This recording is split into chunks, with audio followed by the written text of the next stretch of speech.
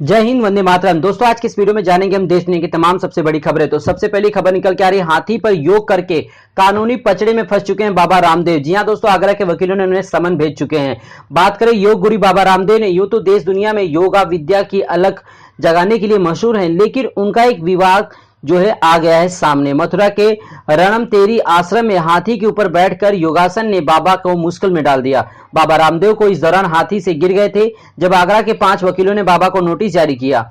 रामदेव के साथ ही rescue centre के निदेशक को भी कानूनी नोटिस भेजा गया है। इस नोटिस का जवाब न देने पर वकीलों ने उनके खिलाफ मुकदमा दर्ज कराने की बात कही। सोशल मीडिया पर वायरल योग गुरु बाबा रामदेव का 22 सेकंड का वीडियो उनके लिए परेशानी का सबब बन रहा है। आगरा के अधिवक्ता नरेंद्र शर्मा, गगन शर्मा, राजवीर सिंह, एस भारद्वाज और राखी चौहान ने संयुक्त रूप से बाबा रामदेव और मथुरा के चुरमुरा स्थित हाथी रेस्क्यू सेंटर के निदेशक को नोटिस भेजा है।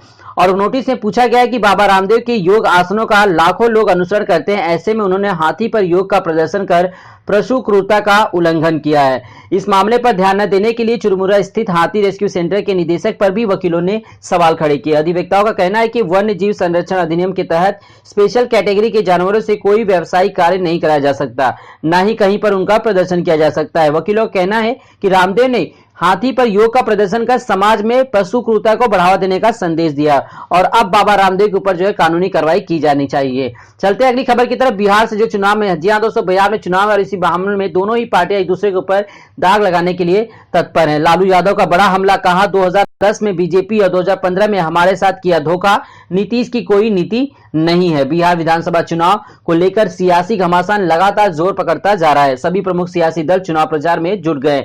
आरोप प्रत्यारोप का दौर शुरू हो चुका है।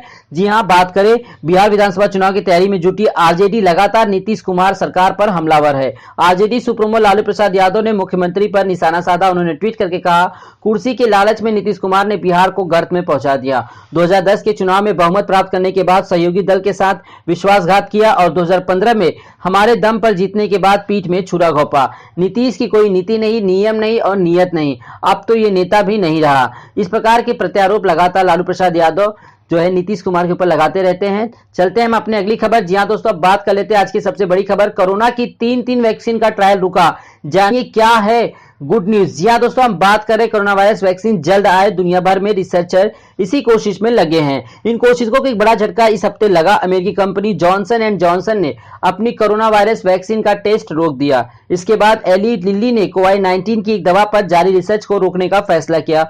कुछ दिन बाद और पहले ब्रिटेन की फार्मा कंपनी एस्ट्राजेनेका ने भी अपने 2 वॉलंटियर्स के बीमार होने पर कोविड-19 की वैक्सीन का फेज 3 ट्रायल रोका था। हालांकि बाद में ट्रायल फेज शुरू कर दिया गया, मगर कोविड-19 से जुड़े 3 ट्रायल्स का रुकना एक अच्छा संकेत है। एक्सपर्ट के मुताबिक यह देरी एक तरह से सुकून देने वाली है कि रिसर्चर पूरे सेफ्टी प्रोटोकॉल्स का पालन कर सकें। अमेरिकी कंपनी ने संभवतः सुरक्षा कारणों के चलते ट्रायल्स रोके हैं, लेकिन पूरी जानकारी सामने नहीं रखी।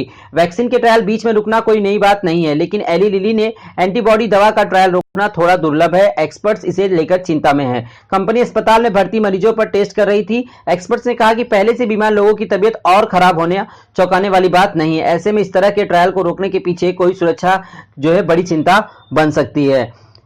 चलते हैं हम अपने अगली की तरफ। बात कर लेते हैं आज की स्वास्थ्य रिपोर्ट के बारे में। ब्लड प्रेशर की एक नई बेसलाइन आ चुकी है। जी हां दोस्तों, अभी तक आपने ब्लड प्रेशर के जो नॉर्मल रिपोर्ट कहते थे 120/80, लेकिन अब जो है इसे 140/90 बीपी में भी घबराने की जरूरत नहीं है, ऐसा डॉक्टरों का कहना है। बात करें 120/80 नहीं, अब बीपी 140/90 तक भी no tension. European society of cardiology की गाइडलाइंस के बाद अब भारत में भी हाइपरटेंशन यानी ब्लड प्रेशर की जो नई रेट है उसे जो है मंजूरी मिल चुकी है।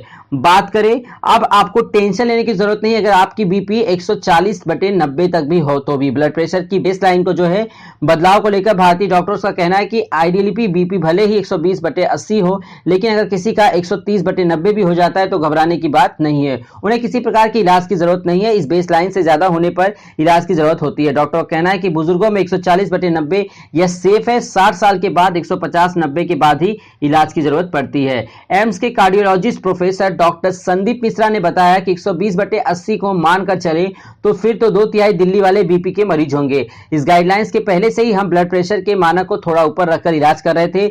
जब से यह स्टडी आई है उसके बाद से नई बेसलाइन को मानकर इलाज करें। डॉक्टर संदीप ने कहा कि पुरानी बेसलाइन को स्ट्रिक्ट होकर फॉलो करना संभव नहीं था। डॉक्टर संदीप मिश्रा ने बताया कि वेस्टर्न कंट्रीज में जिस प्रकार की गाइडलाइंस दी गई है उसी के आधार पर यहां ब्लड प्रेशर मरीज को लेना भी संभव नहीं है। उन्होंने कहा कि स्टडी में शामिल लोगों को पता नहीं चलता है कि उनके बीपी क्यों लिया जा रहा है। स्टडी में शामिल लोगों को शांत रूम में लेकर ऑटोमेटिक बीपी मशीन से कनेक्ट करके 5 मिनट तक छोड़ दिया जाता है। उसके बाद जो रीडिंग आती है उसे ले लिया जाता है। हमारे यहाँ संभव नहीं, हम इतना स्ट्रिक्ट नहीं हो सकते। उन्होंने कहा कि आज हम लोग हर मरीज के डायग्नोस्टिक यानी नीचे वाले बीपी का इलाज 90 से ज्यादा होने पर ही करते हैं। अडल्ट हो या बुजुर्ग, हर मरीज नीचे वाले बीपी यानी 90 से ज्यादा नहीं होनी चाहिए। बात करें अगली सबसे बड़ी खबर, मशहूर सिंगर सोनू निगम को कोरोना वायरस पॉजिटिव पाया गया है। उनका यूएस का जो ट्रिप था उन्होंने कैंसिल कर दिया। इस बात की पुष्टि हो चुकी है। जी हाँ दोस्तों, सोनू निगम में बहुत बेहतरीन जो है सिंगर है और उन्होंने बहुत से अच्छे हिट्स गाने भी दिए हैं। फिलहाल चलते हैं हम अपने अगली खबर की तरफ। अगली सबसे बड़ी खबर आ रही है हत्या को लेकर। यूपी के बलिया में अफसर के सामने हत्या की वारदात से प्रशासनिक मशीनरी में हड़कंप मच चुकी है। आरोप यह है कि एसडीएम और सीओ के सामने बीजेपी नेता धीरेन्द्र सिंह ने एक शख्स की गोली मारकर हत्या कर दी। डीआईजी ने दावा किया था कि रात तक आरोपी को पकड़ लेंगे, लेकिन अभी पुलिस के हाथ खाली हैं। उधर गाजीपुर में भी लूट और हत्या की वारदात से गंभीर सवाल खड़े हो रहे हैं। गुरुवार का दिन बलिया और गाजीपुर दोनों ही जिलों के अफसरों के लिए चुनौतीपूर्ण रहा। एक तरफ जहां कोटा आवंटन में गोलीबारी के दौरान बलिया ने सरेआम अफसरों की मौजूदगी में हत्या की वारदात हुई, तो वहीं गाजीपुर में बदमाशों ने सरेराह एक युवक की गोली मारकर हत्या कर दी और बाइक लेकर फरार हो गए। दोनों मामलों में एक भी आरोपी गिरफ्तार नहीं हुआ। जिस तरह वारदात को अंजाम दिया जाता है उससे कानून व्यवस्था पर सवालिया निशान लग जाता है। गाजीपुर में बदमाशों ने 3.5 लाख की नकदी लूट ली और भगतते वक्त रास्ते में बाइक खराब हो गई थी, तो एक अन्य राहगीर लड़के की बाइक छीनने लगे। विरोध करने पर बदमाशों ने उसे गोली मारी और बाइक छीनकर फरार हो गए। मौके पर बदमाश अपनी बाइक भी छोड़ गए। यह घटना थाना बसेरा के पास परसा तिराही पर मार की है। घटना के गुस्साए ग्रामीणों ने रास्ता जाम कर दिया। देर रात डीएम एसपी पहुंचे, तब कहीं जाकर रास्ता खत्म हुआ। बलिया में कोटा आवंटन को लेकर उभरे विवाद में हत्या के मामले में 8 लोगों को नामजद किया गया, लेकिन अभी तक पुलिस किसी की पकड़ में जो है मुख्य आरोपी बाहर है। गाजीपुर और बलिया दोनों ही बिहार के सीमावर्ती जिले हैं। बिहार में विधानसभा चुनाव को लेकर बॉर्डर के जिले भी अलर्ट हैं। ऐसे में एक दिन में दोनों जिलों में मर्डर की कानूनी व्यवस्था कटघरे में है। बलिया में हत्या के मामले में डीआईजी सुभाष चंद्र दुबे ने कहा कि यह केस उनके विभाग के लिए चुनौती के तौर पर है। रात में ही आरोपी पुलिस की जद में होगा, लेकिन रात में पुलिस ने धीरेन्द्र के साथ घर के साथ कोई जगह छापी मारी, फिर भी कुछ हाथ नहीं लगा। आरोपी बीजेपी नेता धीरेन्द्र के घर पहुंची और पुलिस ने वहां खड़ी गाड़ियां और कुर्सियों को तोड़फोड़ कर अपनी खीद मिटाई। यानी कि ये बात साबित हो चुका है कि अब बीजेपी नेता जो है अपनी मनमानी करते हुए नजर आ रहे हैं, क्योंकि कानूनी व्यवस्था को जिस प्रकार सरेआम धज्जियां उड़ा रहे हैं, इस बात से आप अंदाजा लगा सकते हैं किस प्रकार सत्ता का नशा इनके सर पर जो है नाच रहा है। अब बात करते हैं बिहार इलेक्शन से जुड़ी। बिहार में मोकामा से आरजेडी उम्मीदवार अनंत सिंह के खिलाफ 2 मामलों में चार्जशीट ट्रायल शुरू हो चुके हैं। बात करें बिहार विधानसभा चुनाव को लेकर सियासी सरगर्मियां तेज हो रही। इस बीच आरजेडी के टिकट पर मोकामा से विधानसभा चुनाव लड़ने जा रहे बाहुबली विधायक अनंत सिंह पर अवैध हथियारों की बरामदगी से 2 मामलों में जो है आरोप तय किए गए। इस मामले में एक मामला AK-47 तो दूसरा मामला इंसाफ राइफल की मैगजीन बरामद होने से जुड़ा है। पटना के एसडीजे ने 10 कोर्ट में गुरुवार को 2 अलग अलग मामलों में अनंत सिंह पर लगे आरोपों की जानकारी दी। गुरुवार को कोर्ट में पेशी के दौरान अनंत सिंह ने आरोपों से इनकार कर दिया। बाहुबली अनंत सिंह की बढ़ सकती है मुश्किलें। बाहुबली अनंत सिंह पर आईपीसी, आर्म्स एक्ट और विस्फोटक पदार्थ अधिनियम की अलग अलग धाराओं के तहत आरोप तय किए गए। जानकारी के मुताबिक दोनों ही मामलों में पटना पुलिस के ओर से आरोप पत्र दायर किया गया था। पूरा मामला 16 अगस्त 2019 का है, जब पुलिस टीम ने अनंत सिंह के पैतृक गांव नदवा स्थित घर पर छापेमारी की थी। इस कार्रवाई के दौरान AK-47 हैंड ग्रेनेड, 26 राउंड गोलियां और दूसरे सामान बरामद किए गए थे।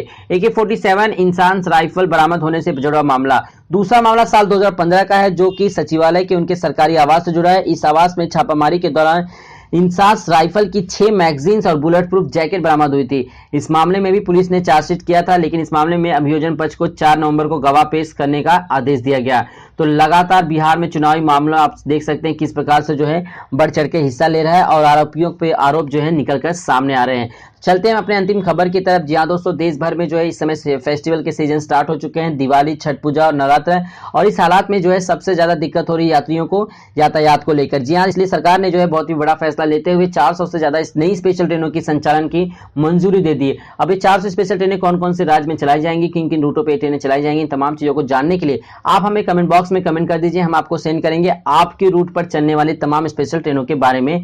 जी हाँ, पूरी लिस्ट। तो आपको लिखना होगा अपना नाम और उसके बाद बताना होगा आपको किस रूट पर सफर करना है। जैसे मुंबई से आपको हैदराबाद जाना है, मुंबई से दिल्ली जाना है, दिल्ली से आपको लखनऊ जाना हो, इसी प्रकार देश के किसी भी हिस्से में आपको कहीं पर भी जाना हो तो आपको रूट का नाम लिखना होगा। हम आपको बताएंगे कि आपके रूट पर चलने वाली तमाम स्पेशल ट्रेनों के साथ साथ क्लोन ट्रेनों के बारे में भी। तो दोस्तों आज के लिए इतना ही। उम्मीद करता हूं आज की जानकारी आपको पसंद आई तो वीडियो को लाइक और चैनल को सब्सक्राइब जरूर कीजिएगा। तो मिलते हैं अपने नेक्स्ट वीडियो में कुछ नई जानकारियों के साथ।